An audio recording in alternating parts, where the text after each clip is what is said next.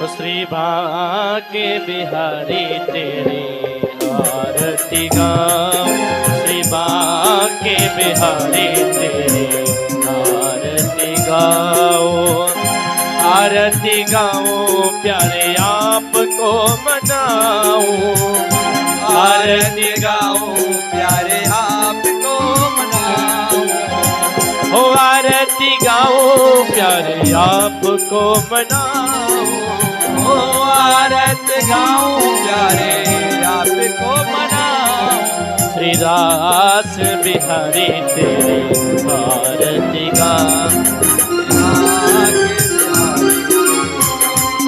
आरती गाऊं।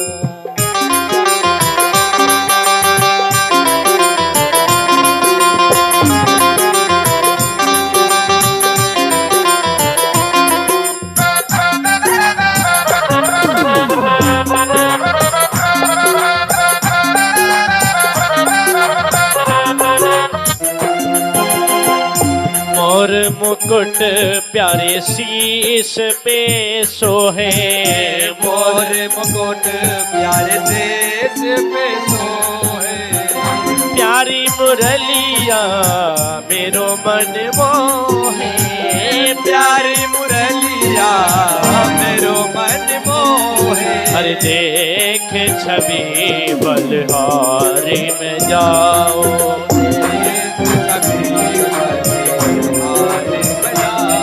श्री भाग्य बिहारी तेरी आरती गाओ, भाग्य बिहारी आरती गाओ।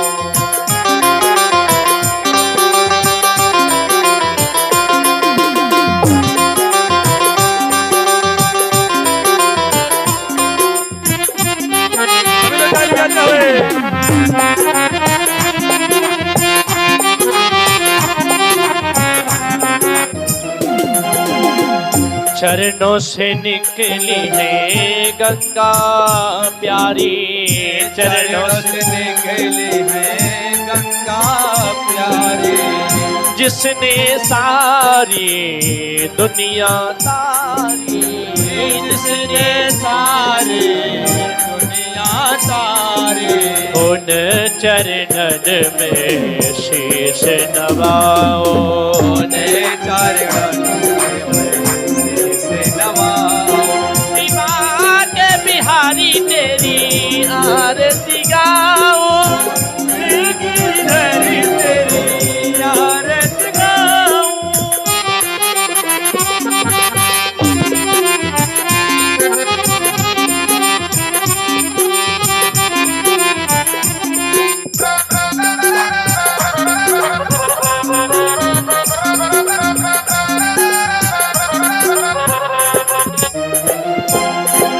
हो दास अनाथ के नाथ आप हो, दास अनाथ के नाथ आप हो, सुख दुख जीवन साथ आप हो, सुख दुख जीवन साथ आप हो। ऐसी छवि में मैं बलि जाऊं, तेरी छवि में तो बलि जाऊं, श्री भाग्य बिहारी तेरी आरती गाऊं, बिहारी तेरी आरती गाऊं।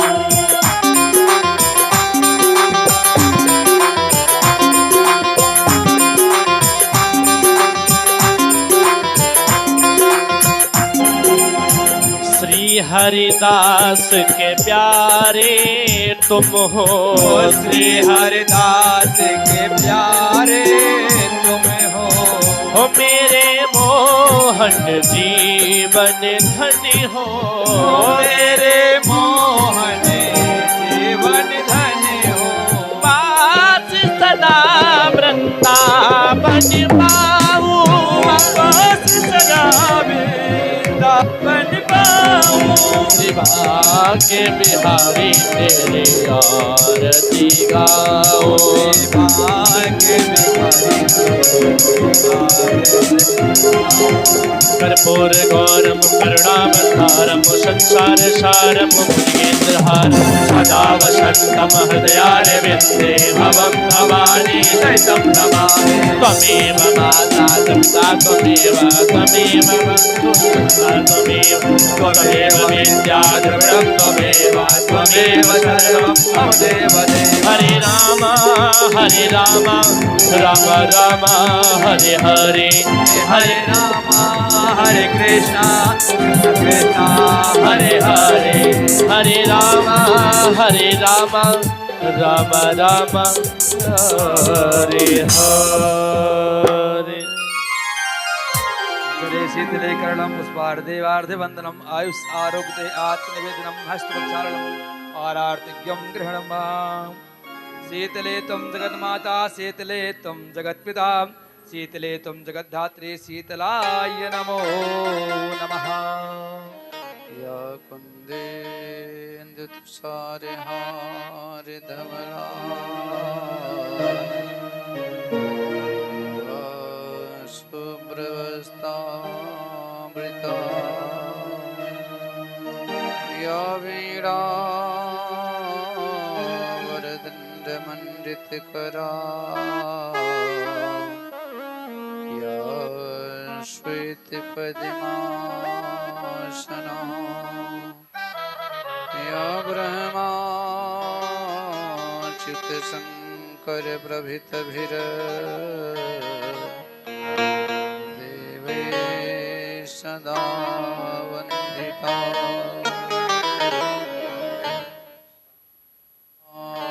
पातु सरस्वती भगवती शेष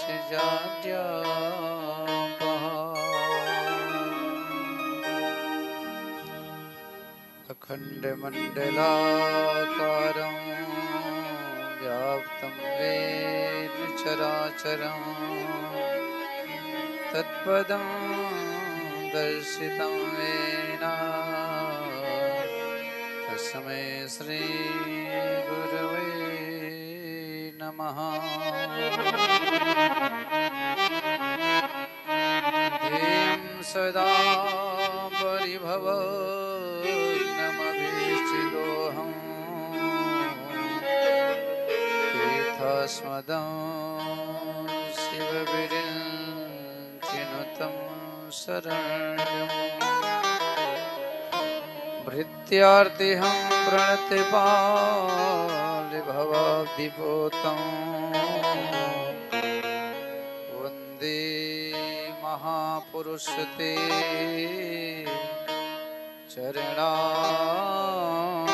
चरणारविन्दम्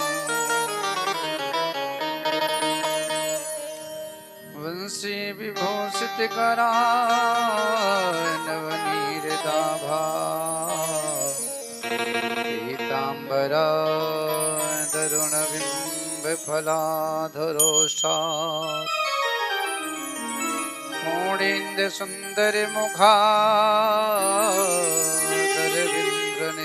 मूढीन्द्रसुन्दरिमुखादरविन्द्रनेत्रात् कृष्णात्वरं किमपि तत्त्वमहं न जाने जय जय श्री राधा रमण जय जय नवल किशोर जय गोपी चित चोर प्रभु श्री जय जय माखन चोर बोल भागवत भगवान की जय हो राघवेंद्र सरकार की जय हो परम मंगल में परात्पर अखिलेश्वर अकारण करुणा वर्ण वाले भक्त वांछा कल्पतरु श्री तड़ित विनंदित पीतांबर धारी श्री बाल कृष्ण लाल की वांगमयी प्रतिमूर्ति श्रीमद् भागवत महापुराण मेरे प्यारे भक्तों, प्यारे श्रोता जनों, जब जन्म जन्मांतों का, कल्प कल्पांतों का, युग युगांतों का पुण्य पुंज एकत्रित होता है, तब हम सबको ऐसा शुभ अवसर प्राप्त होता है कि गोविंद के मंगलमयी कथा का रसास्वादन कर पावे। भाग्योदयन बहुजन्म समर्जितेन सत्संगमं च लभते पुरुषो यदा वै अज्ञान हेतु कृतमोहमदान्धकारनाशम् विधाय हि ददोदयति विवेका। जन्म जन्म के पुण्य जब हर होते हैं एक संग, और ताहि मलिनता धोई के फिर भावे सत्संग। जब अनेकों जन्मों का पुण्योदय प्राप्त होता है, तब ऐसा शुभ अवसर प्राप्त होता है कि गोविंद के मंगलमयी कथा का रसास्वादन करें और हमारे अनन्य प्रेमी श्री राम बहादुर यादव जी, श्री सुरेंद्र कुमार यादव जी, अनिल कुमार यादव जी, दिनेश कुमार यादव जी और विनोद कुमार यादव जी, इन सबका भाई बड़ा सुंदर संस्कार है। देखो, शिक्षा तो जरूरी है, लेकिन शिक्षा से भी ज्यादा जरूरी है बच्चों को संस्कार देना। वो किसी को सीखना हो तो मास्टर साहब से सीखें। इन्होंने अपने बच्चों को शिक्षा भी दिलाया और सुंदर अपने परिवार को संस्कार भी दिया।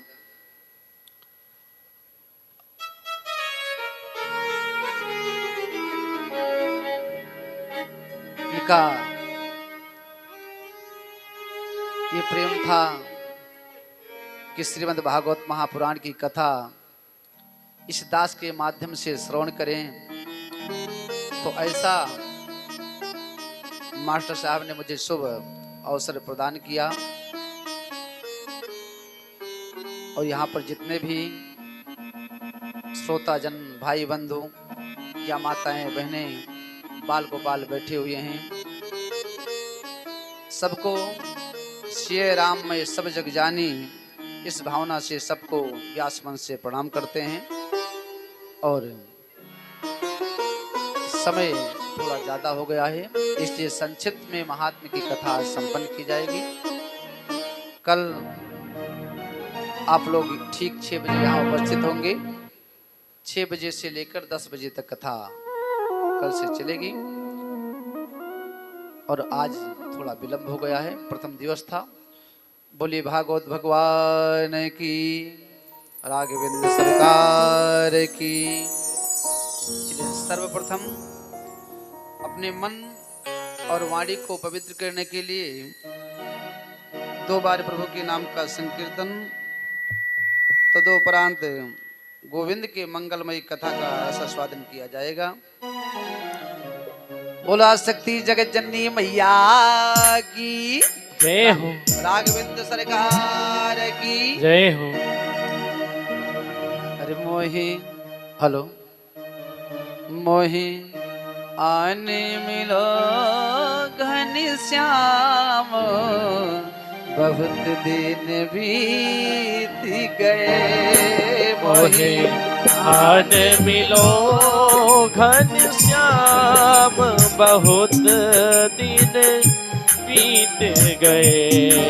मोहे आने मिलो घनश्याम, बहुत दिन बीत गए। मोहे आने मिलो घनश्याम, बहुत दिन बीत गए।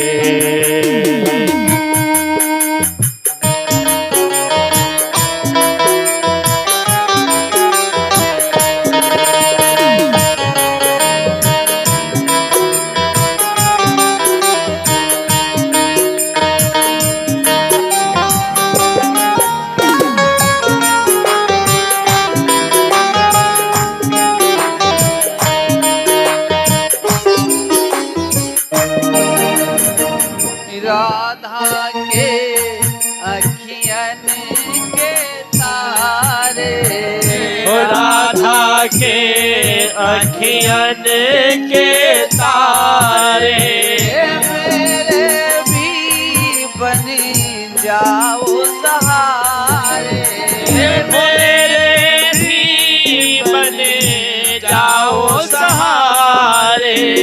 राधा के अखियन को तारे, राधा के अखियन को तारे मेरे भी बन जाओ सहारे, मेरे भी बने जाओ सहारे।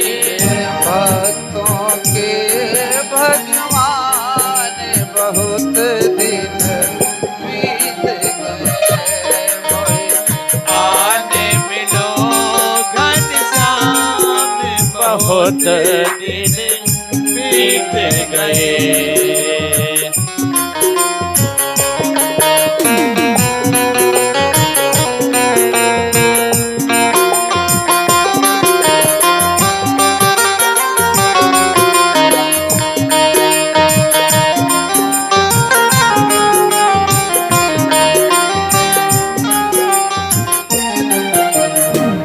मुरली वाले मुरली बजा जा, मुरली वाले मुरली बजा जा, सोए हुए मेरे बागी जगा जा, सोए हुए मेरे भाग्य जगा जा। मीरा के घनश्याम बहुत दिन बीत गए, आने मिलो घनश्याम बहुत दिन बीत गए।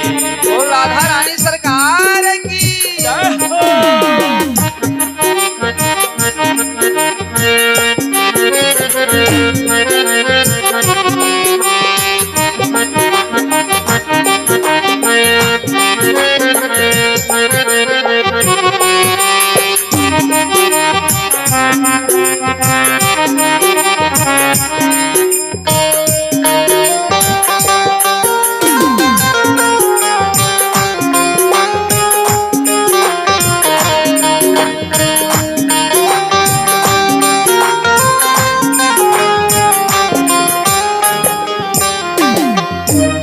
आगे क्या कहना है?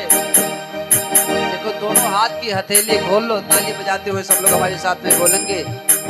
मन मंदिर मेरा सिर जा, हो मन मंदिर मेरा सिर जा, रूप समरिया तरस दिखा जा, रूप सवरिया सहज दिखा जा। मन मंदिर में सिर जा, मन मंदिर में लाश लगा जा, रूप सामुरा तरस दिखा जा, रूप सवरिया रस दिखा जा। जीवन की हो गई शाम बहुत दिन बीत गए, मोहे आज मिलो घनश्याम बहुत दिन बीत गए।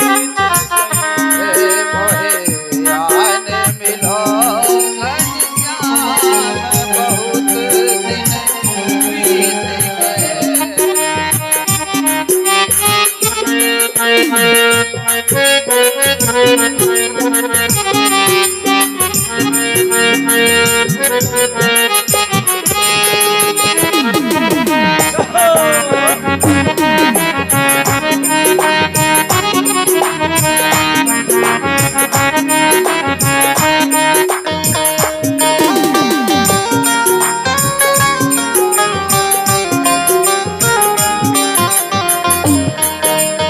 बोलो भागवत भगवान की, जय हो। नागविंद सरकार की।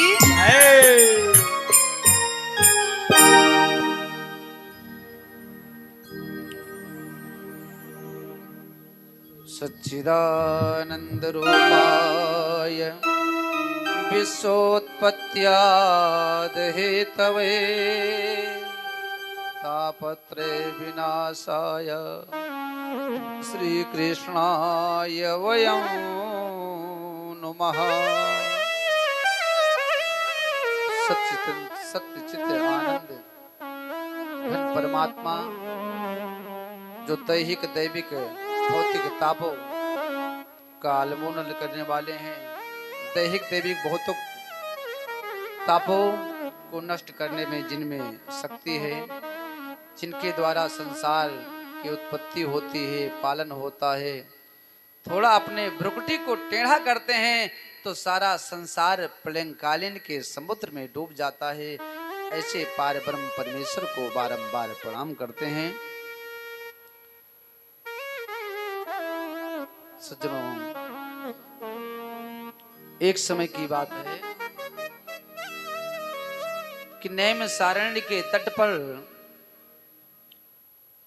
88,000 ऋषिवृंद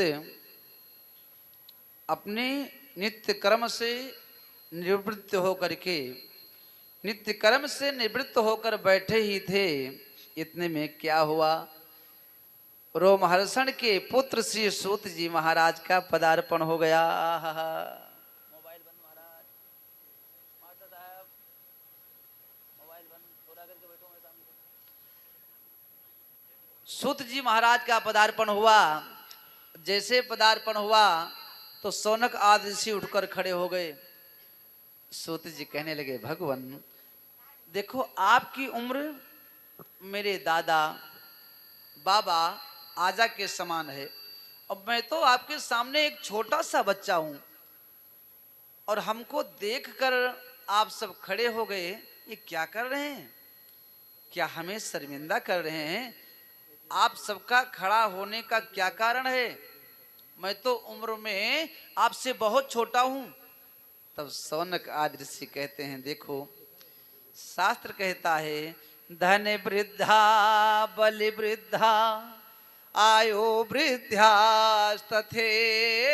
च तेन सर्वेनपि ज्ञान वृद्धास् किंकराशिष्य किंकरः। कोई धन में बड़ा होता है, कोई बल में बड़ा होता है, कोई आयु में बड़ा होता है, लेकिन उसमें सबसे ज्यादा बड़ा किसको माना जाता है? जो ज्ञान में बड़ा हो।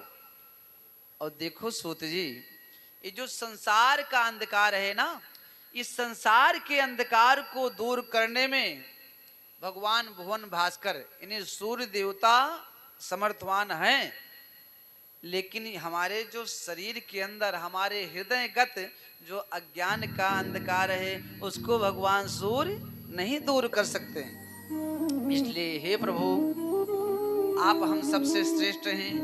अज्ञान देखो, अज्ञान ध्वांत विध्वंस कोटि सूर्य समप्रभा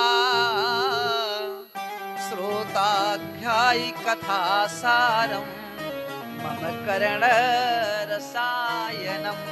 इसलिए हे सूत जी महाराज, आज हम सब आपसे कुछ सुनना चाहते हैं। तो सूत जी कहने लगे, क्या सुनना चाहते हो?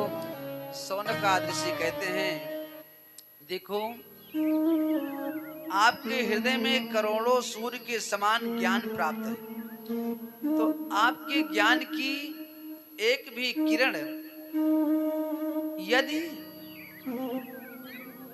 मेरे कर्णपुटों में पड़ जाएगी, हमारे कर्णपुटों में, हमारे कानों में यदि आपके ज्ञान की एक भी किरण पड़ जाएगी तो हमारे हृदयगत जो अज्ञान का अंधकार है ना, वो जलकर भस्म हो जाएगा। अब आप मुझे ये बताइए कि परमात्मा की सरलता से प्राप्ति कैसे होगी? मैं ये जानना चाहता हूं कि कन्हैया को प्राप्त करना हो तो कैसे प्राप्त करें? सूत जी कहते हैं, सौनक आदि ऋषियों से देखो, आपने बड़ा सुंदर प्रश्न किया है। अब देखो 88,000 ऋषिवृंद हैं, लेकिन उनमें जो सबसे बड़े थे जिनका नाम था सौनक, सौनक आगे मुख्य यजमानों के रूप में बैठ गए, हाथ जोड़कर प्रश्न कर रहे हैं। कहते मुझे बताइए सरलता से परमात्मा की प्राप्ति कैसे होगी? तब सूत जी कहते हैं आपने बड़ा सुंदर प्रश्न किया। क्यों? क्योंकि काले व्याल मुख ग्रास ग्रास निरणास हेतवे और श्रीमद् भागवतम शास्त्रम कलोकीरेण भाषितम। हम सबका जीवन क्या है? हम सबका जीवन क्या है? एक कलयुग रूपी जो अजगर है ना, इस अजगर के मुख में हम सब बैठे हुए हैं। और हमारा जीवन कब तक संभव है? जब तक वो अजगर अपने मुखार बिंद को बंद नहीं करता है। और जैसे अजगर ने अपने मुखार बिंद को बंद किया तो क्या हुआ? हम सबका गोविंदाय नमो नमः हो गया। सूत जी कहते हैं सौनक आदि ऋषियों से देखो, लोग आजकल चिंता ज्यादा करते हैं। क्या करते हैं? चिंता। और चिंता किसकी होती है? परिवार की, भौतिक सुखों के लिए लोग चिंता करते हैं कि मेरा देखो धान काटना है, सबका कट गया है, वो भी दाना है, उसको घर लेकर आना है, चलो ये भी जरूरी है, इसको करना चाहिए, इसकी चिंता चूंकि आएगा नहीं तो लोग खाएंगे क्या। लेकिन जो फालतू की चिंता रहती है, जैसे एक मकान बन गया गोंडा में तो दूसरा बनवाए लखनऊ में, तीसरा बनवाए मुंबई में, क्या मतलब है? परमात्मा इतना दे कि किसी के घर मांगने न जाना पड़े और अपना जो भी कार्य है वो चलता रहे। ज्यादा से ज्यादा समय परमात्मा के लिए निकालना चाहिए, चिंता ना करके चिंतन करना चाहिए। अच्छा देखो, चिंता होती है संसार की और चिंतन होता है परमात्मा का। तो सौनक आदि ऋषि कहते हैं अब हम चिंता को हटाएं कैसे और चिंतन को बढ़ाएं कैसे? तो सूत जी कहते हैं देखो, नहीं कश्चित क्षणम अपि जात तिष्ठत्य कर्म कित काल्व से ही वसह कर्म गुणे स्वाभाविक बलात्। यह चिंतन को बढ़ाना है और चिंता को हटाना है तो उसके लिए आपको भागवत का श्रवण करना होगा। और देखो सौनक जी, ये भागवत श्रवण करने का अवसर कभी कभी देवताओं को भी नहीं मिल पाता है। तो सौनक आदि ऋषि कहने लगे ये कैसे? अरे देवता लोग तो जब चाहें तब भागवत सुन लें। देवता लोग भैया तो जब चाहें तभी भागवत का श्रवण कर सकते हैं। सूत जी बोले बिल्कुल नहीं। अरे एक समय की बात है कि राजा परीक्षित को जब तक्षक सर्प डसने का श्राप लगा तो उस समय सुखदेव जी श्रीमद् भागवत महापुराण को लेकर पहुंचे श्रवण कराने। अच्छा, इस बात का पता देवताओं को चला तो देवराज इंद्र ने क्या किया, सब देवताओं को लेकर और साथ में अमृत के कलश को लेकर पहुंच गए। सुनो महाराज जी क्या हुआ?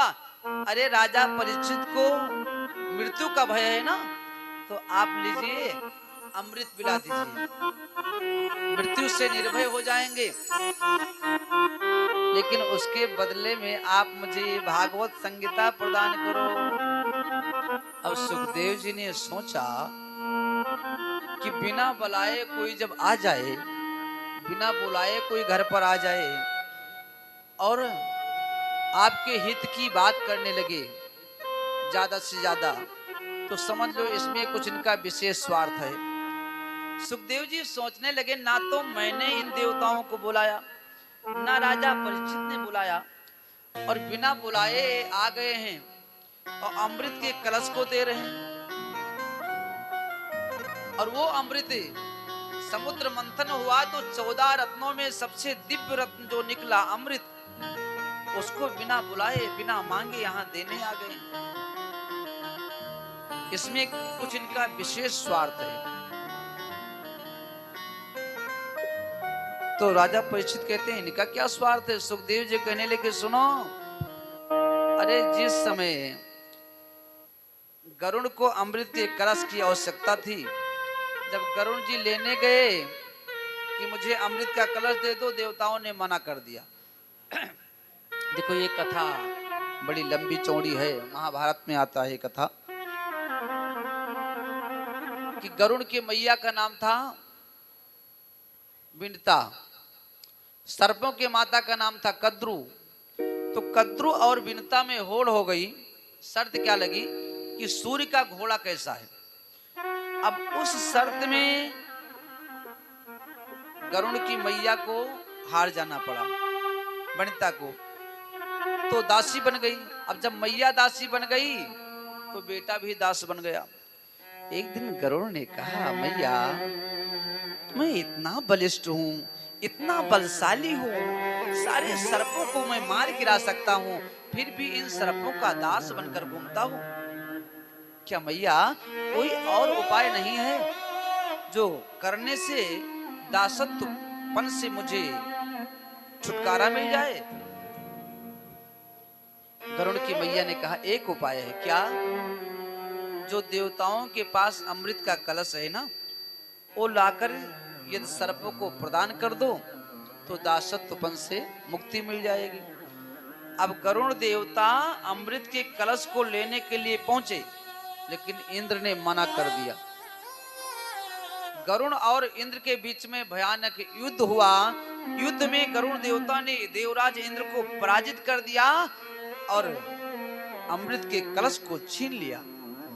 और जब अमृत के कलश को लेकर जाने लगे तो देवराज इंद्र ने कहा, हे गरुड़, यदि आप इन सर्पों को अमृत पिला दोगे तो अनर्थ हो जाएगा। अरे दुनिया वालों को जीने नहीं देंगे, संसार में सर्प के अलावा कोई बचेगा ही नहीं। अब इस प्रकार जब देवराज इंद्र ने समझाया तो गरुड़ ने कहा, देखो मैं अमृत का कलश तो वहां सर्प के पास लेकर जा रहा हूं, अब आप अपने हिसाब से उनसे ले लेना अमृत के कलश को। तो गरुड़ देवता अमृत के कलश को लेकर गए, सर्पों को प्रदान किए, दासत्वपन से मुक्ति प्राप्त किए और इधर देवराज इंद्र पहुंचे, उस कलश को वहां से चुरा ले गए। तो सुखदेव जी कहते हैं जब गरुड़ जी मांगने गए, उनको अमृत के कलश की आवश्यकता थी, तब देवताओं ने नहीं दिया और आज बिना बुलाए कैसे आ गए। तो सुखदेव जी ने देवताओं को डांट कर भगा दिया। अब भक्तांस्तांस विज्ञाय न ददो न कथामृतम। सुखदेव जी कहने लगे, अरे ठगियारों, तुम यहाँ पर हमारे साथ में छल करने आए हो? आप कथा सुनने की इच्छा से आते ना तो मैं आपको कथा जरूर सुनाता, लेकिन आप तो यहाँ पर बदली करने के लिए आए हो। योम विनमये जाते सुधाराग्ये प्रपीयताम प्रपश्यामो वयम सर्वे श्रीमद् भागवतामृतम। कहाँ श्रीमद् भागवत महापुराण और कहाँ आपका ये तुच्छ अमृत। अच्छा, ये अमृत का कलश बड़ा है कि भागवत है? चलो हम आप तुलनात्मक दृष्टि से देखते हैं। अच्छा देखो, जो अच्छा कर्म करेगा, अच्छा पुण्य करेगा, सुंदर कर्म करता रहेगा तो उसको स्वर्ग की प्राप्ति होगी जाएगा। और भागवत संहिता जो भागवतामृत है,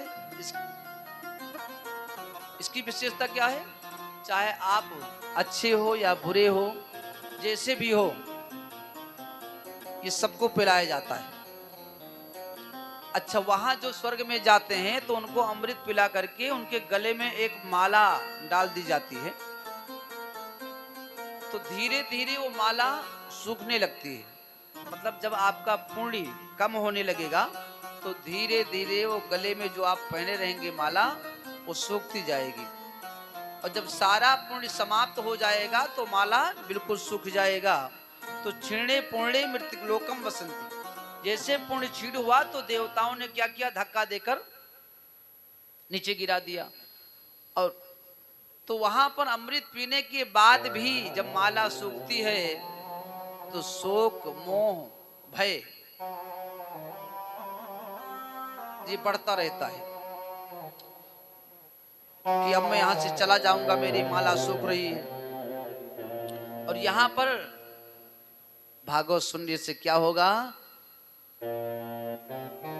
आपका शोक भी जाता रहेगा, मोह भी जाता रहेगा, परिवार का कल्याण भी होता रहेगा।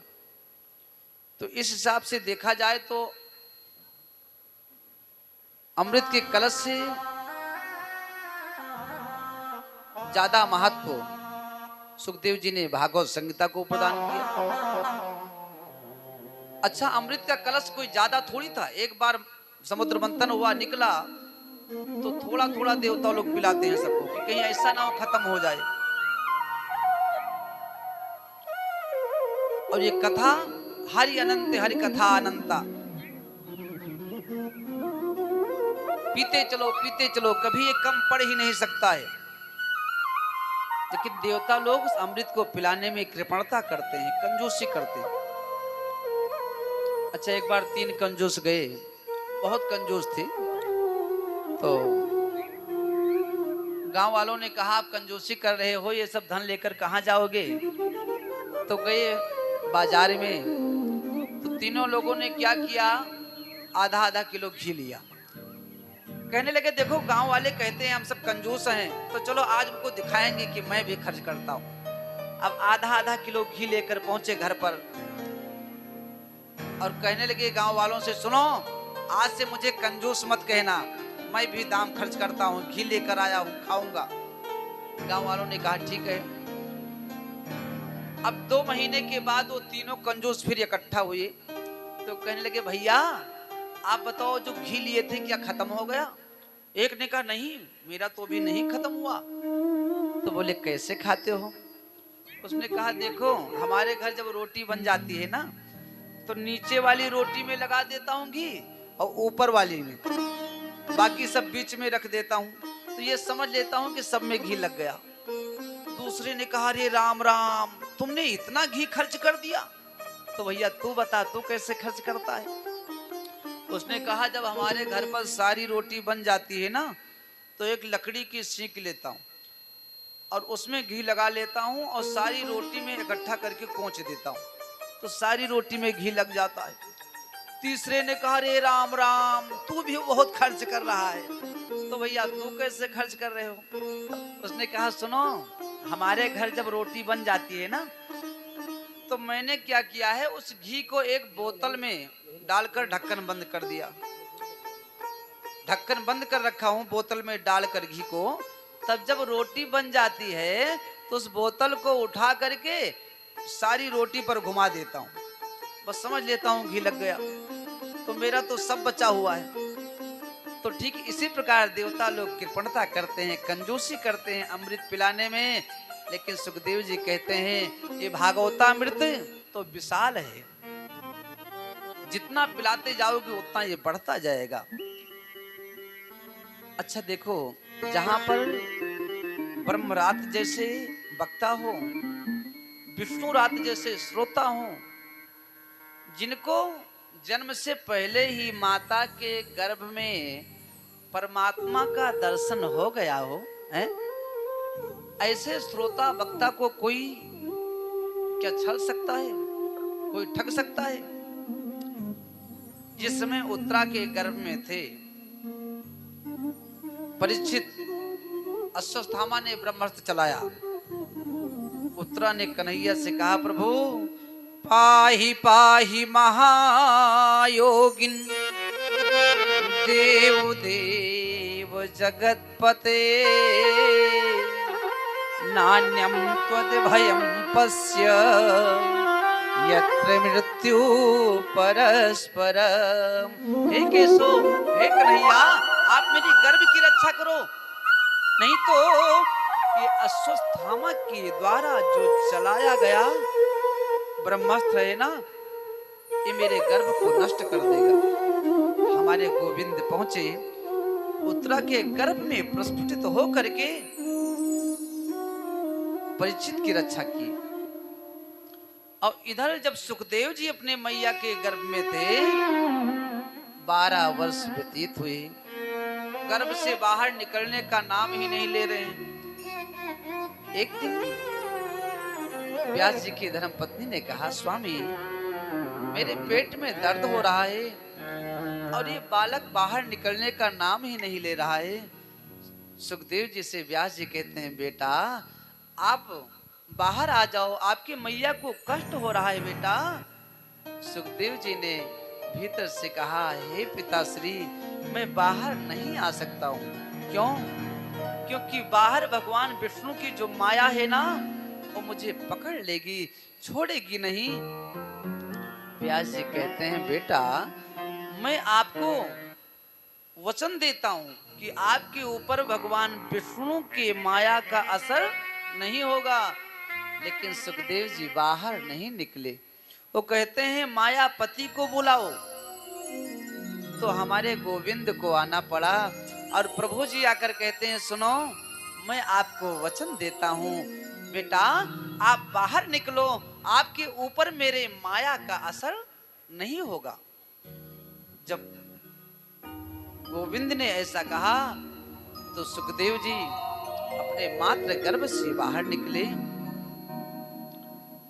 अच्छा, बाहर क्यों नहीं निकलना चाह रहे थे? सुखदेव जी का कहना था कि जीव जब तक माता के गर्भ में रहता है ना, तब तक बिल्कुल विशुद्ध रहता है, बिल्कुल निर्मल। और जैसे गर्भ से बाहर आया तो क्या हुआ कि भूमि परत ढाबर पानी, भूमि परत ढाबर पानी, भूमि परत ढाबर पानी, भूमि परत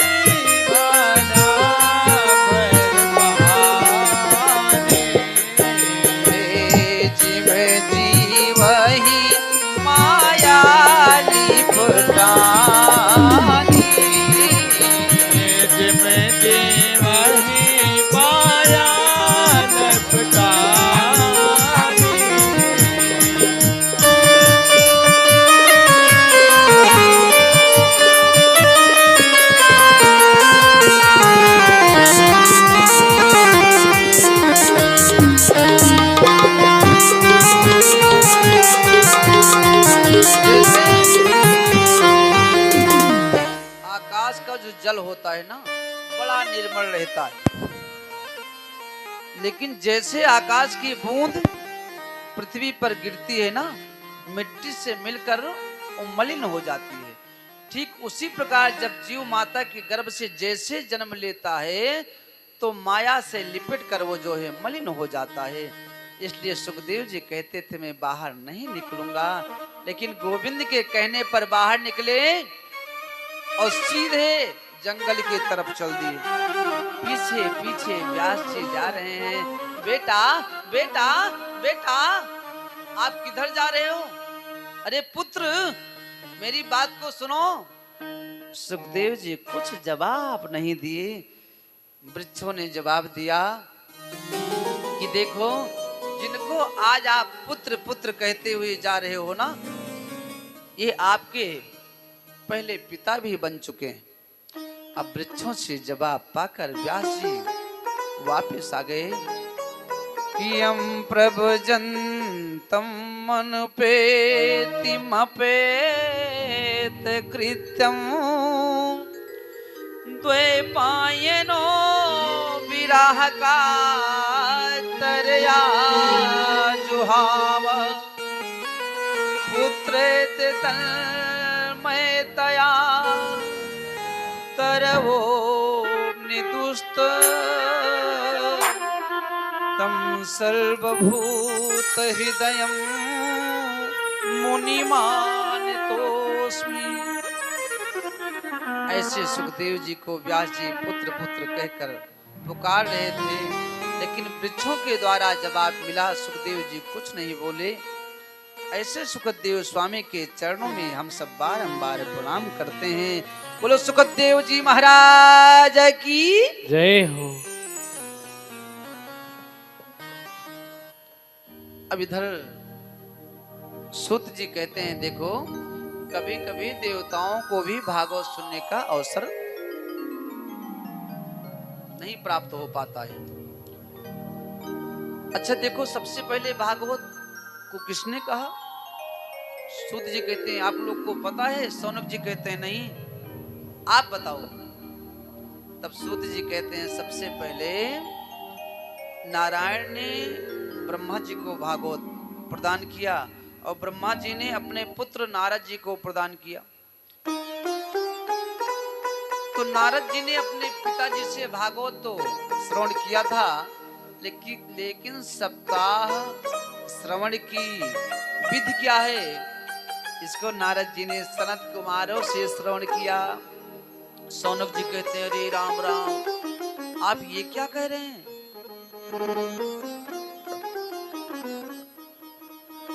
सनत कुमार जी कभी कहीं जाते नहीं थे और नारद जी कभी कहीं एक स्थान पर ज्यादा देर तक ठहरते नहीं थे।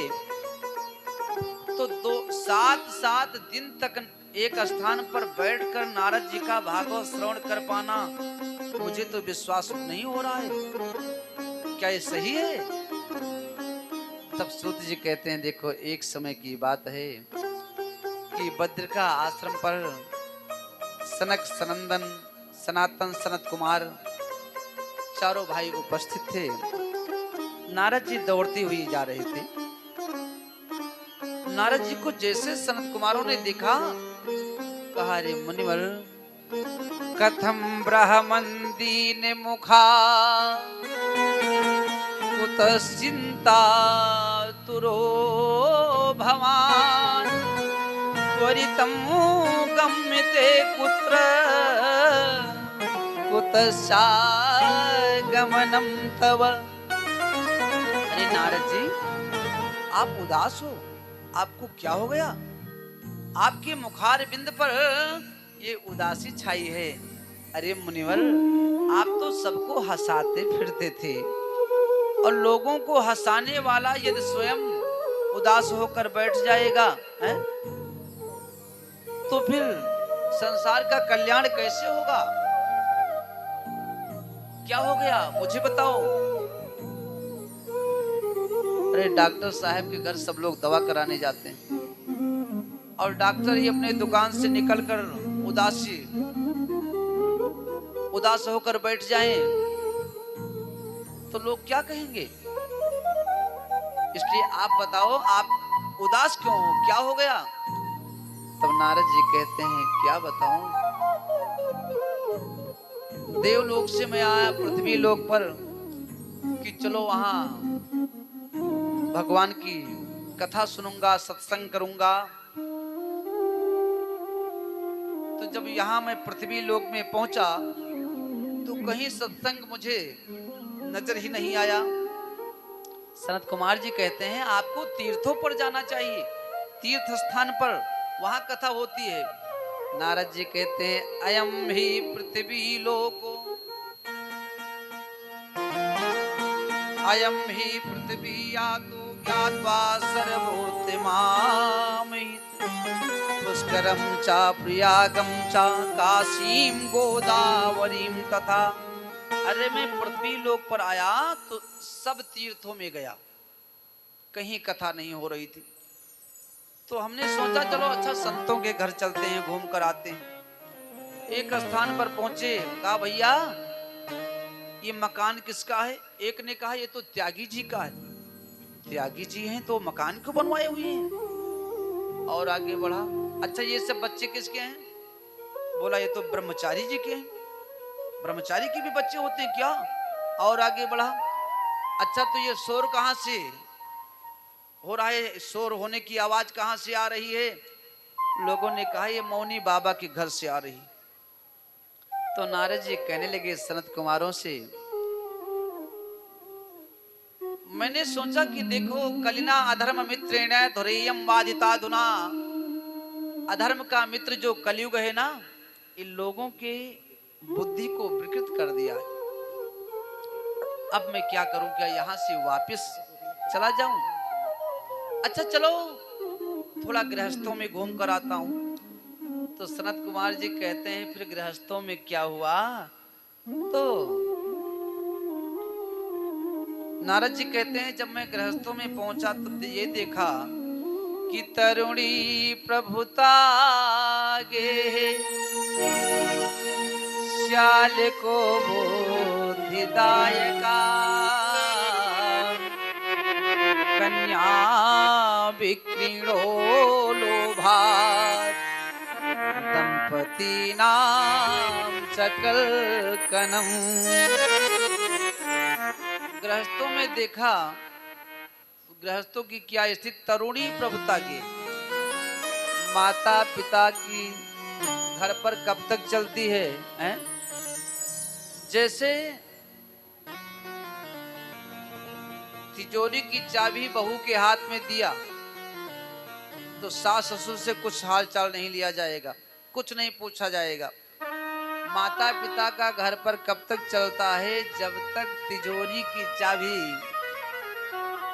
बहू के हाथ में नहीं जाती है। जैसे बहू के हाथ में गया तो स्वयं तो सास ससुर की सेवा करेगी नहीं, पति देवता को भी रोक देगी। सुनो, तेरे लिए मैंने अपने माता पिता को छोड़ कर आई हूं, तेरे लिए मैं अपने माता पिता को छोड़ कर आई हूं, तो आपको भी मेरे कहने के अनुसार चलना पड़ेगा।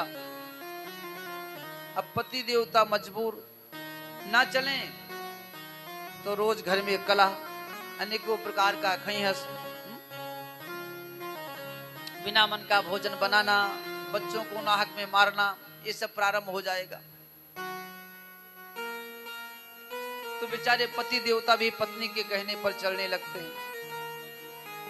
और जब कोई बड़ा कार्यक्रम होता है तो माता पिता से, अपने से बड़ों से सलाह ना ले करके श्याल को बुद्धिदायका,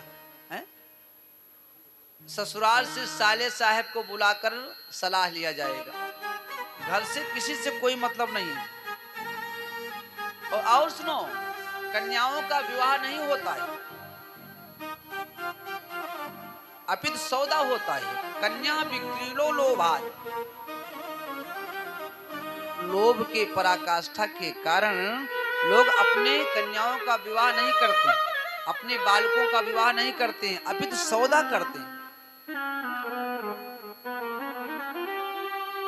अच्छा, विवाह करते हैं तो वर कन्या का विवाह होता है, दोनों समधी आपस में मिलते हैं। समधी का मतलब होता है धीमाने बुद्धि, जिनकी समान बुद्धि हो उन्हें कहते हैं समधी। और जब यहाँ पर सौदा हो गया तब कौन समधी? फिर क्या होता है कि कन्या विक्रीणो लोभात् दंपति नाम च कलकनम। विवाह ना करके आपस में जब सौदा कर लेते हैं तो विवाहोपरांत फिर कलह होता है। ये पति देवता डांटे तो दुल्हन कहती कि सुनो, आप मुझे डांट नहीं सकते हो। क्यों? क्योंकि मेरे पिताजी ने आपको खरीद लिया है। आपके पिताजी ने जो मांगा था, जितने लायक आप थे उतना हमारे पिताजी ने दे दिया। तो ये लेकर के आए दिन कलह होता है।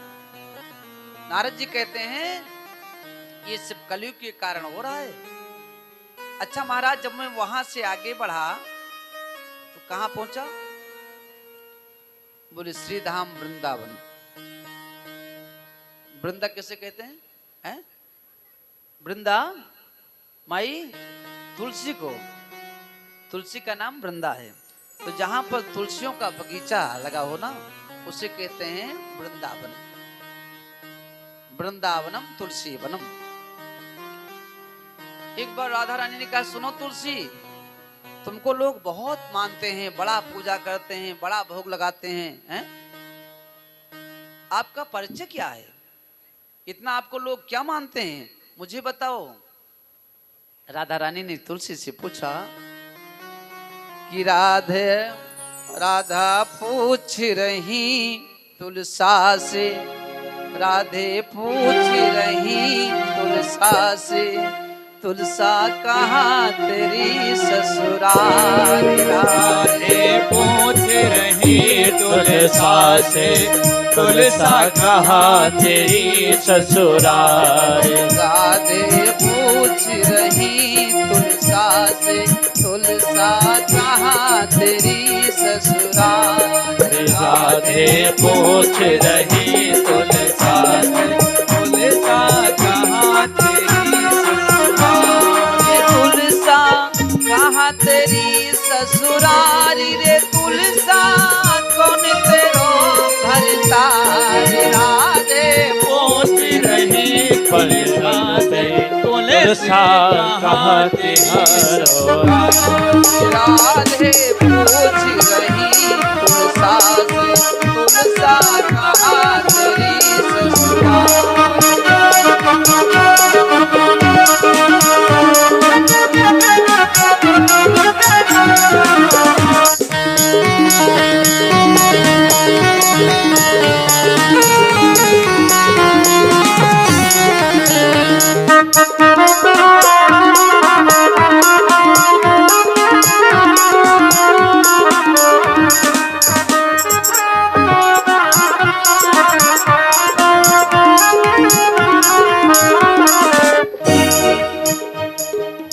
जी कहते हैं राधे रानी से, सुनो आप मेरे परिचय के विषय में जानना चाहती हो तो सुनो। नीले गगन है पिता हमारो, भागीरथ है माँ।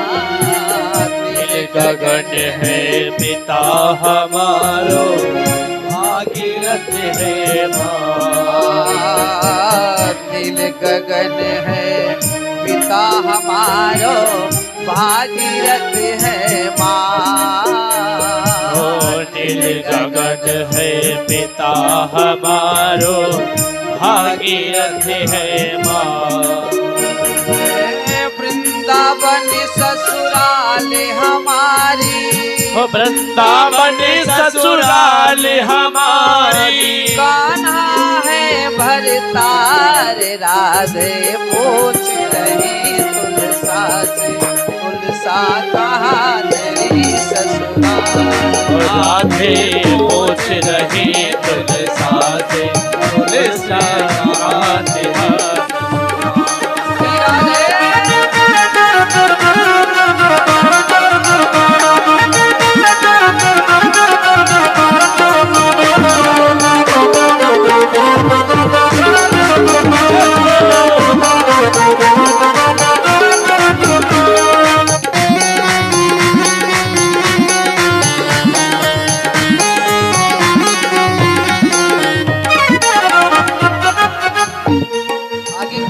देती हैं, क्या दे रही है माई, ध्यान से सुनना।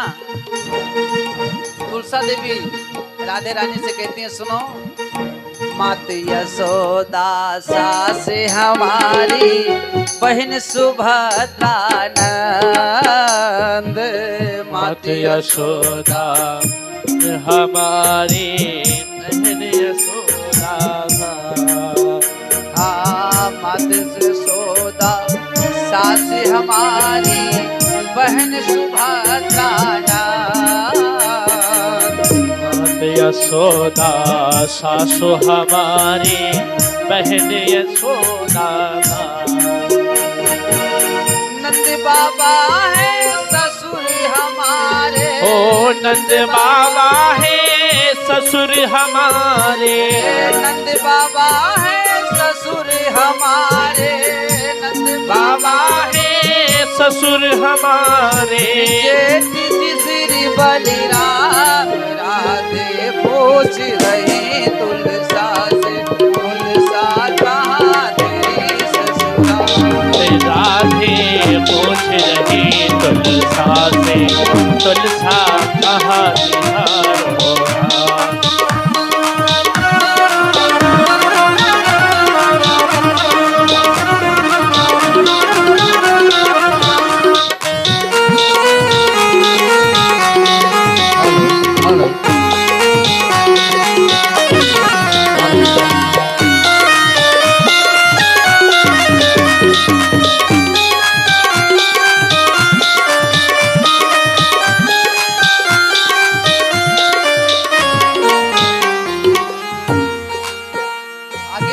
महारानी कहती हैं सुनो, तुम तो राधे बगल बिराजो, पत्ती चढ़ती मोरी।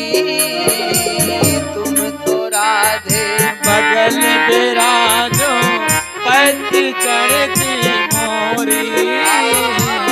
तुम तो राधे बगल बिराजो, पत्ती चढ़ती मोरी। तुम तो राधे बगल बिराजो, पत्ती चढ़ती मोरी। मोरे बिना उन्हें भूख न लागे, मोरे बिना उन्हें भूख न लागे। भोग न करे स्वीकार, राधे पूछ रहे तुलसा से, तुलसा कहा तेरी ससुराल। राधे पूछ रही तुलसा से, तुलसा कहा तेरी ससुराल।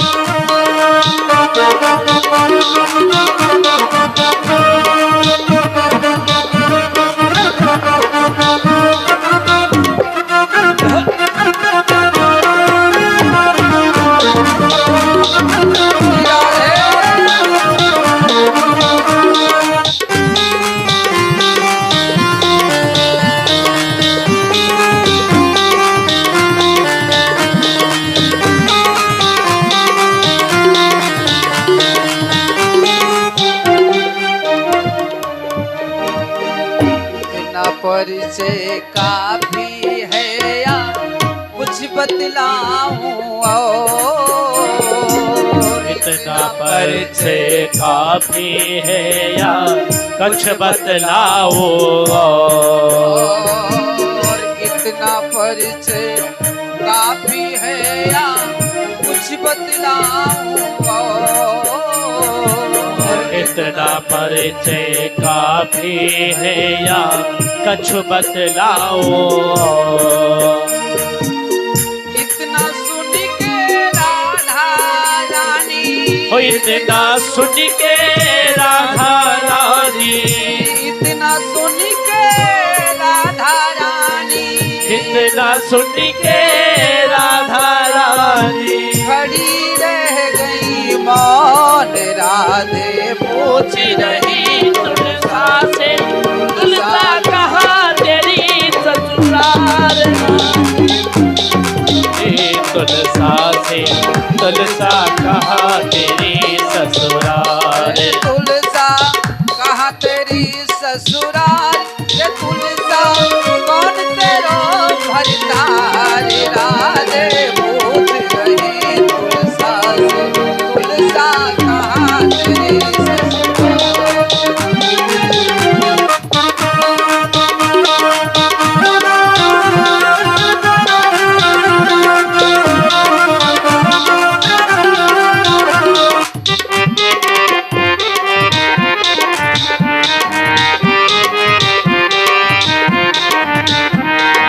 बोल तुलसी मैया की जय हो। राधे रानी की जय। ये बात हुई। चलिए अपने प्रसंग पर। सूत जी कहते हैं कि इधर नारद जी कहते हैं सनत कुमारों से कि जब मैं श्री धाम वृंदावन पहुंचा तो वहां पर मैंने एक दृश्य देखा, एक कौतुक देखा। क्या कि एक युवती बैठी हुई है और उसके बगल में दो वृद्ध पुरुष पड़े हुए हैं। उस युवती के सेवा के लिए अनेकों माताएं बैठी। वो युवती रो रही थी तो मैंने सोचा कि चलो चलकर इस देवी को समझाता हूं। चलो चलकर,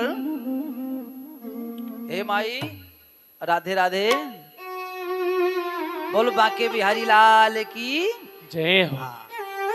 अब नारद जी सोचने लगे चलो चलकर समझाता हूँ कि क्यों रो रही हो। फिर नारद जी ने सोचा कि देखो स्त्रियों के समुदाय में बिना बुलाए नहीं जाना चाहिए। एक मिनट में हंसने लगती हैं, और अगले मिनट में फिर रोने लगती हैं। कब रोने लगे कब हंसने लगे कुछ पता नहीं। तो बिना बुलाए मैं माताओं के समीप जाऊं तो कहीं ऐसा ना हो डांट कर भगा दें कि यहाँ पर बाबा बैरागी का क्या काम है। तो ये सोचकर नारद जी वहां से चलने लगे।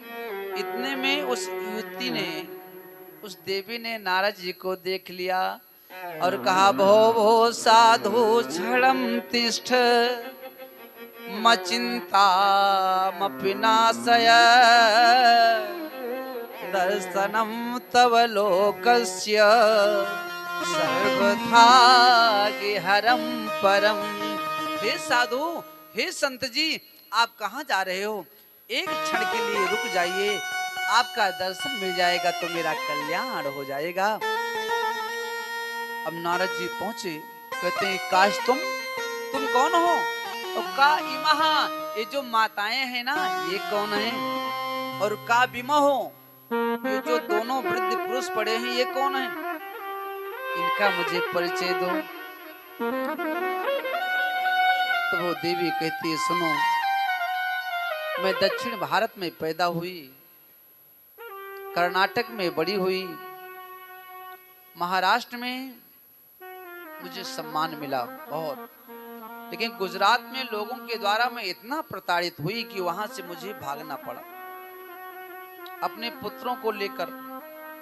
लेकिन जब श्री धाम वृंदावन पहुंची तो मैं तो नवयुवती हो गई, लेकिन मेरे दोनों पुत्र जो है वृद्ध हो गए। तो नारद जी कहते हैं, लेकिन आप हो कौन, नाम क्या है?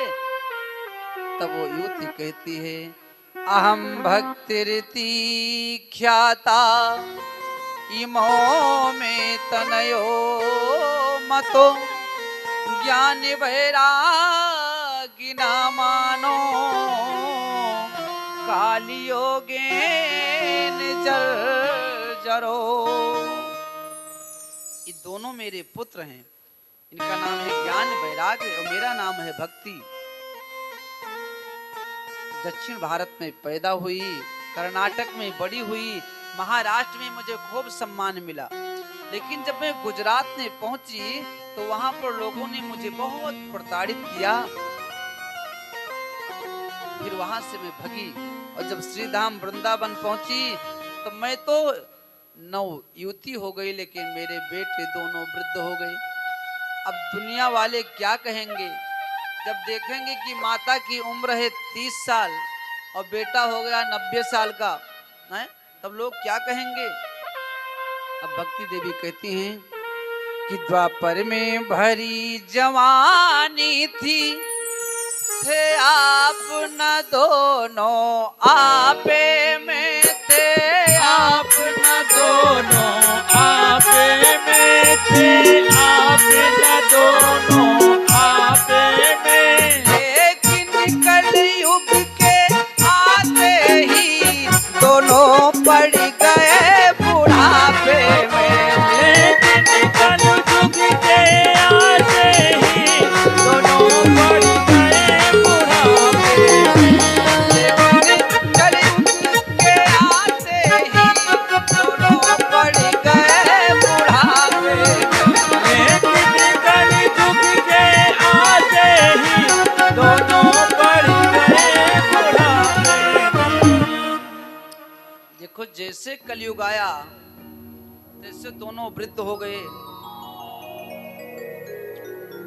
अब इनका कल्याण कैसे होगा मेरे समझ में नहीं आ रहा है। तो नारद जी कहते हैं, ये सब कलयुग के कारण हो रहा है, आप घबराइए नहीं। तो कलयुग कैसे आ गया यहाँ पर? यहाँ तो कलयुग नहीं रहता था। भक्ति देवी कहती हैं नारद जी से, तो नारद जी कहते हैं, सुनो, कलयुग को रहने के लिए स्थान राजा परीक्षित ने दिया। तो भक्ति देवी ने कहा, क्यों स्थान दिया? तो नारद जी कहते हैं, एक अच्छाई के कारण। क्या अच्छाई था? एक अच्छाई। और अच्छाई क्या था? कि कलयुग केवल हरि गुण गाहा, कलयुग केवल हरि गुण गाहा, कलयुग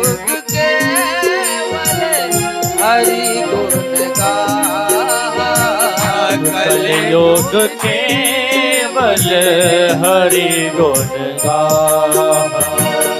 कलयुग केवल हरि गुण गाहा। कलयुग केवल हरि गुण गाहा। गावई नर पावई बहुता।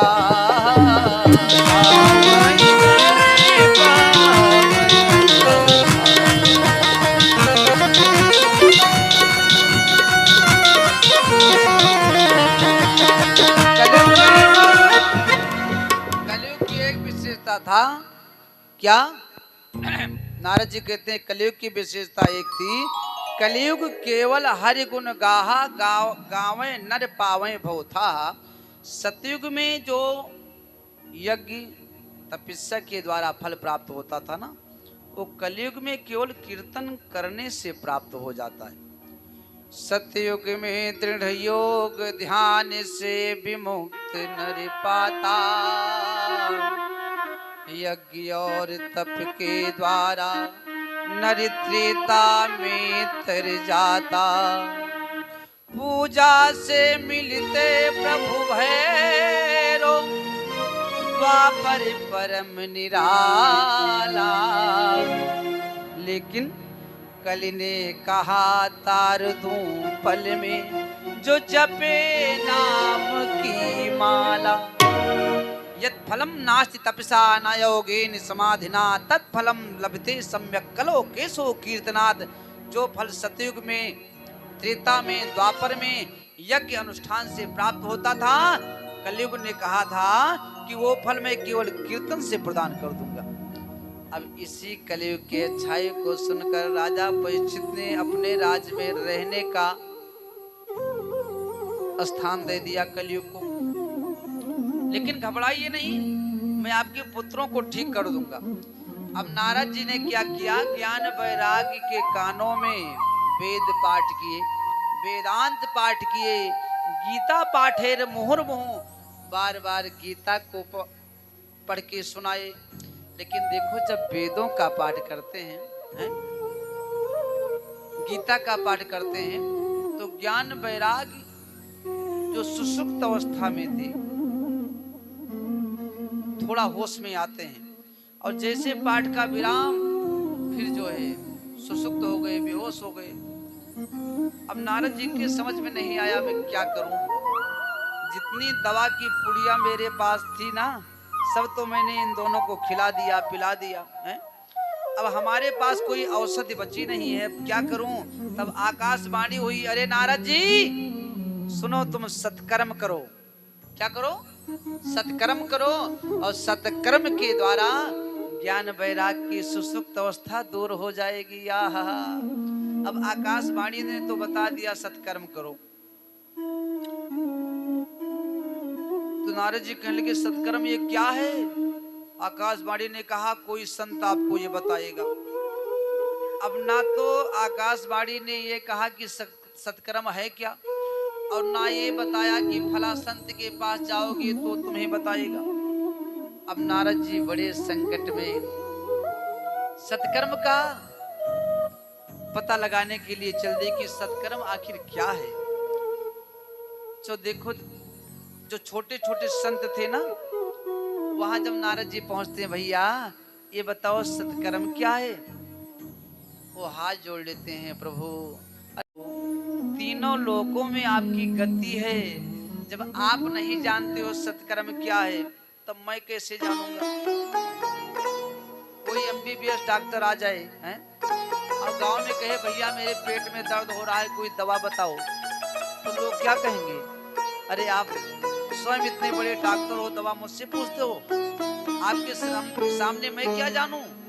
तो नारद जी को देखकर छोटे छोटे संत तो हाथ जोड़ लेते हैं, सरकार आप तो ब्रह्मा जी के पुत्र हो, आपकी गति तीनों लोकों में है, जब आप नहीं जानते हो सत्कर्म को तब मैं कैसे बताऊंगा, मुझे क्या पता। और जो बड़े बड़े संत थे जो अपने आप को लगाते थे कि मैं संत हूं, वहां जब नारद जी पहुंचे तो मौन हो गए। इशारा करते हैं कि आजकल मैं बोलता नहीं हूं, मेरा मौन व्रत चल रहा है। जब मौन व्रत खुलेगा तब मैं आपको बताऊंगा। अब धीरे धीरे पहुंचे नारद जी संत कुमारों के समीप। तो कहते हैं जब मैं यहाँ आया तो आप सब मिल गए, तो अब आपसे बड़ा मुझे कोई संत दिखाई नहीं पड़ता है। अब आप ही बताओ कि सत्कर्म क्या होता है। तो संत कुमारों ने कहा सुनो, सत्कर्म सूचिको नूनम ज्ञान यज्ञ स्मृतो बुधे श्रीमद् भागवतालापः सतु गीता सुकादिभिः। श्रीमद् भागवत महापुराण सत्कर्म है, इसका श्रवण करा दो ज्ञान वैराग को, तो उनकी सुसुप्त अवस्था दूर हो जाएगी और भक्ति देवी के कष्ट की निवृत्ति हो जाएगी। नारद जी ने कहा सुनो, अरे इस भागवत को मैंने भी अपने पिताजी से सुना है, कोई खास चीज भागवत में नहीं है। अरे वही वेद वेदांतों का सार ही तो भागवत में है। तो जब मैंने वेद को सुनाया, वेदांतों को पढ़कर सुनाया और उससे ज्ञान वैराग्य की सुसुप्त अवस्था नहीं दूर हुई, तब केवल भागवत सुनाने से कैसे दूर होगा। तब सनत कुमार जी कहते हैं सुनो, मैं मानता हूं वेदों के द्वारा ही भागवत निकला है, लेकिन देखो ये भागवत का सार है।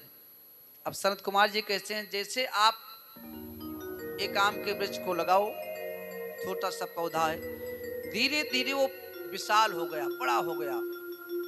अब समय बीतने के बाद उसमें फल लगे, आपने प्रतीक्षा किया तो फल पक गया, पके फल को आपने लेकर खाया तो बड़ा मीठा लगा। अब आप ये सोचें कि ये फल आम का इस आम के वृक्ष के द्वारा मिला है, तो जब फल इतना मीठा है तो वृक्ष की डालियां कितनी मीठी होगी। अब फल ना खा करके डालियों को चबाने लगो तो क्या डालियों से मिठास प्राप्त होगा? नहीं होगा। जैसे देखो दूध लेकर जाओ, गरम करो, उसमें जावन डालो, फिर उसको मथो, जब सजाओ बन जाए, मथ कर मक्खन निकालो, मक्खन को पिघलाओ, गरम करके उसमें में से घी निकालो। अब आप घी में पूड़ी बनाओ, अचानक घी खत्म हो जाए और आप कहें कि दूध के द्वारा घी निकला है तो कोई बात नहीं, चलो घी खत्म हो गया है तो जाने दो, चलो दूध डालकर 2-4 पूड़ी निकाल लेते हैं। तो क्या दूध डालने से पूड़ी निकलेगी? गन्ना के रस से चीनी बनती है और चीनी से मिठाइयाँ बनती हैं। तो चीनी न डालकर डायरेक्ट गन्ना का रस डाला जाए तो जो मिठाइयाँ चीनी के द्वारा बनेगी वो गन्ने के रस से कभी नहीं बन सकती।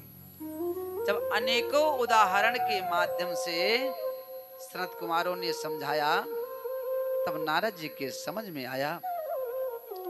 तब नारद जी कहते हैं अच्छा तो ये भागवत कहाँ पर किया जाए?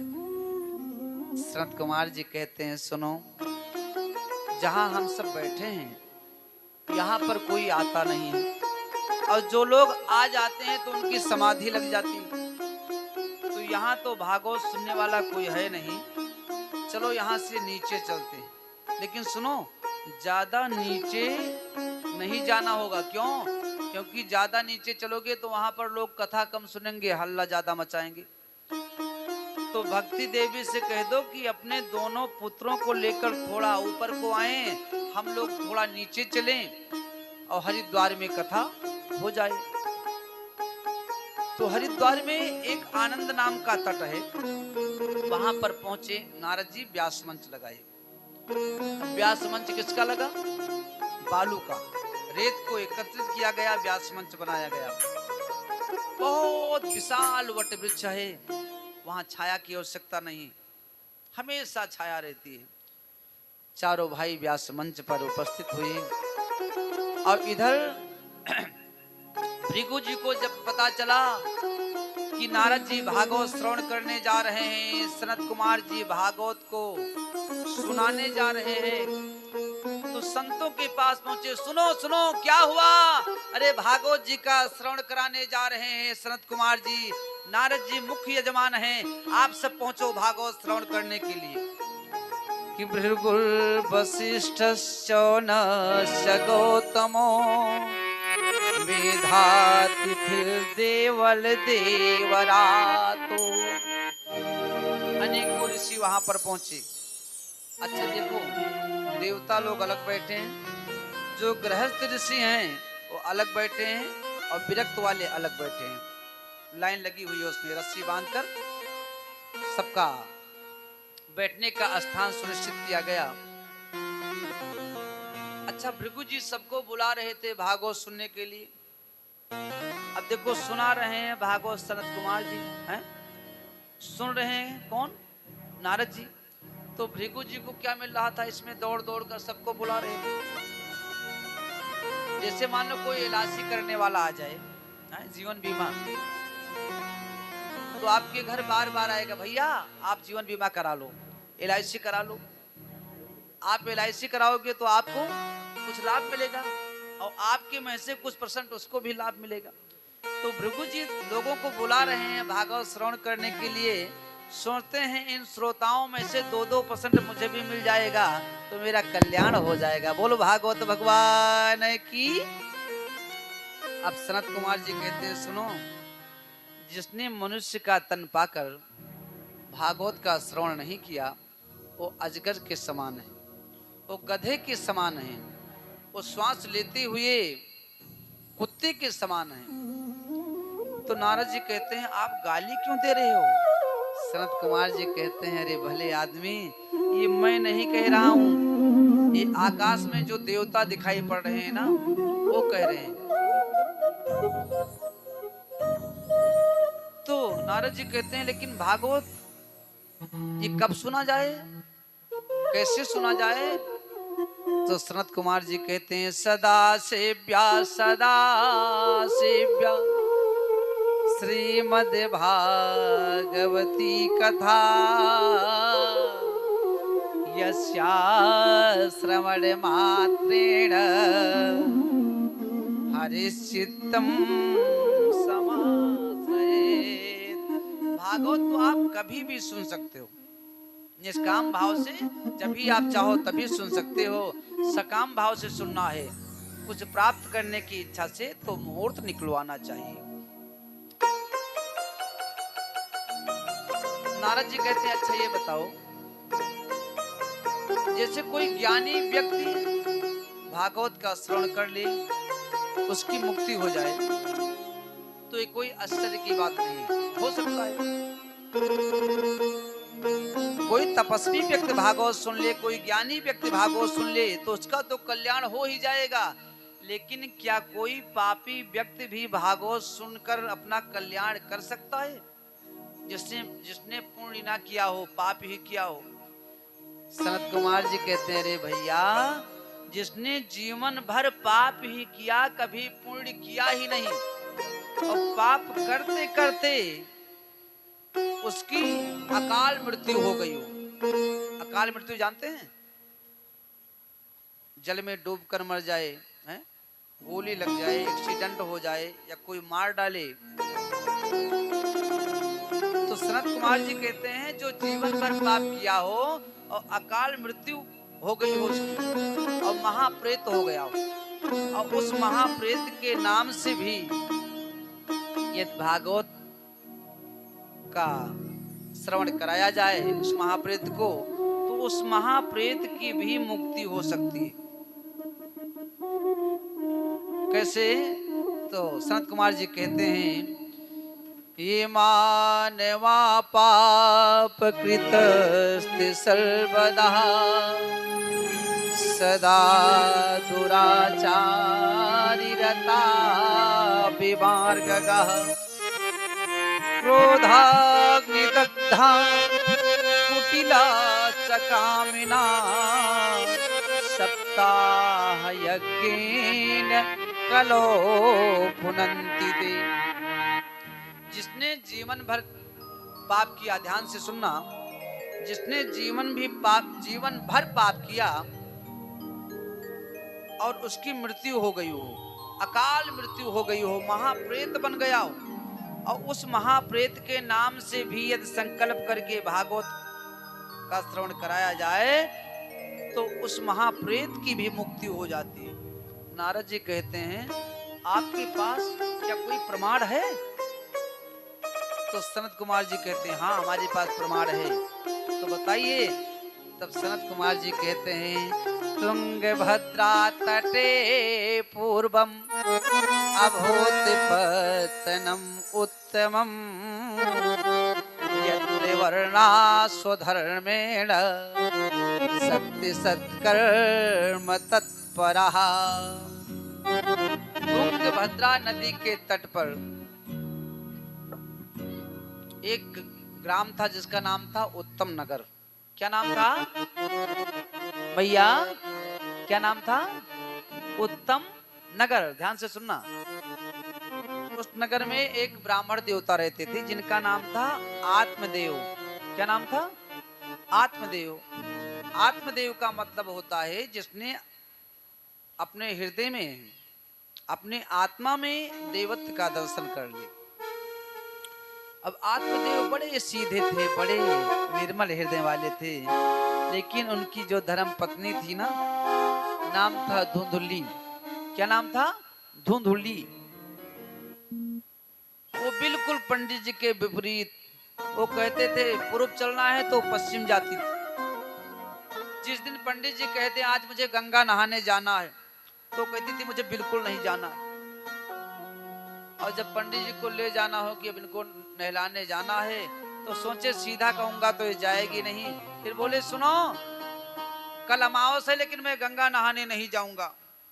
धुंधली कहती थी, धुंधली कहने लगी क्यों नहीं जाओगे? कल तो चलना पड़ेगा। तो बिल्कुल पंडित जी के विपरीत थी।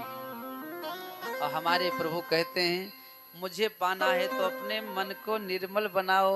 आहा निर्मल मन जन सो मोहि पावा। निर्मल मन जन सो मोहि पावा। मोहि कपट छल छिद्र न भावा। मोहि कपट छल छिद्र न भावा। निर्मल मन जन सो मोहि पावा।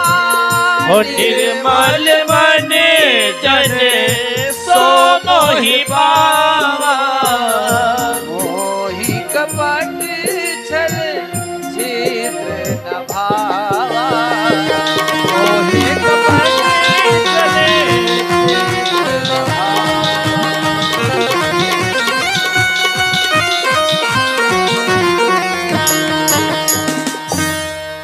भगवान कहते हैं मुझे पाना है तो आप अपने मन को निर्बल बनाएं। लेकिन धुंधली बिल्कुल अपने पति के विपरीत है। अच्छा तो सब कुछ तो चल जाता है लेकिन घर में जब संतान ना हो तो बड़ा कष्ट होता है। एक दिन आत्मदेव जी अपने घर पर बैठे हुए थे। इतने में एक पड़ोसी पहुंचा। देखो जो बहुत भागदार होते हैं ना उनको अच्छे पड़ोसी मिलते हैं, नहीं तो पड़ोसियों के विषय में सब लोग जानते हैं। एक पड़ोसी पहुंचा, पंडित जी प्रणाम। भैया खुश रहो। महाराज ये बताओ ये आपके घर जो तुलसी लगी है ना ये सूख क्यों गई है? पंडित जी ने कहा भैया मैं नहीं जानता हूँ, जल तो रोज डालता हूँ लेकिन जितने वृक्षों को मैं लगाता हूँ सब सूख जाते हैं। अच्छा तो ये आपके घर पर जो गाय बंधी हुई है ना इस गाय ने भी आज तक बछड़ा बछिया कुछ नहीं दिया, ये क्या कारण है? पंडित जी हाथ जोड़कर कहने लगे भैया मुझे कुछ नहीं पता है इसके विषय में, अब आप लोग जाओ मुझे अकेले में रहने दो। पड़ोसी ने कहा सुनो मुझे सब पता है किस लिए तुलसी सूख गई है और किसके कारण आपके गाय के तरफ बछड़ा बछिया कुछ नहीं हुआ। तो पंडित जी कहने लगे भैया बताओ उस कमी को हम दूर करें, क्या गलती हो गई। तो पड़ोसी ने कहा देखो आप निर्वंशी हो, आपके कोई संतान नहीं है और इसी पाप के कारण आपके द्वारा लगाए गए सारे वृक्ष सूख जाते हैं और आपके घर ये जो गाय है आज तक इसी पाप के कारण बछड़ा बछिया कुछ नहीं दिया।